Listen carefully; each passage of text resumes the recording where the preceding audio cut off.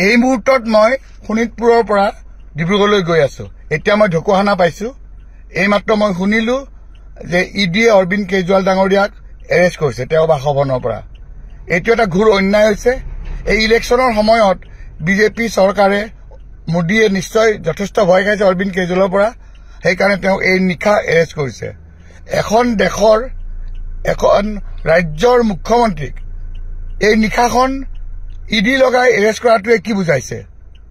BJP চৰকাৰৰ নিশ্চয় মনত যথেষ্ট ভয় হৈছে আগন্তুক নিৰ্বাচনত কাৰণে, আৰু সেইকাৰণে এই ৰাতিখন ইডি লগাই তেওঁলোকে অৰবিন্দ কেজৰিৱালক এৰেষ্ট কৰাইছে, যাতে তেওঁ লোকসভা নিৰ্বাচনত কোনো ধৰণৰ প্ৰচাৰ চলাব নোৱাৰে আৰু যাতে আম আদমি পাৰ্টিৰ কিছু ক্ষতি হয়। কিন্তু এই কথাত মই তেওঁলোকক সোঁৱৰাই দিব খোজো যে আম আদমি পাৰ্টিয়ে এতিয়া দুগুণ উৎসাহেৰে কাম কৰিব, আৰু আমি আগতেই কৈছো অৰবিন্দ কেজৰিৱাল ডাঙৰীয়াৰ জন্ম এতিয়া প্ৰত্যেকখন ৰাজ্যত হ'ব, প্ৰতিখন জিলাত হ'ব, প্ৰত্যেক সমষ্টিত হ'ব।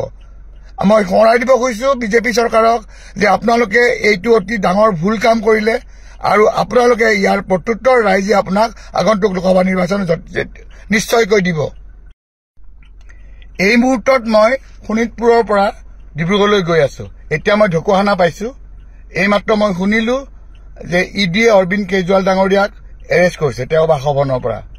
এইটো এটা ঘোৰ অন্যায় হৈছে।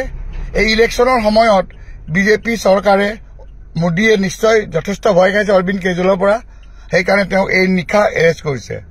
এখন দেশৰ এখন ৰাজ্যৰ মুখ্যমন্ত্ৰীক এই নিশাখন ইডি লগাই এৰেষ্ট কৰাটোৱে কি বুজাইছে?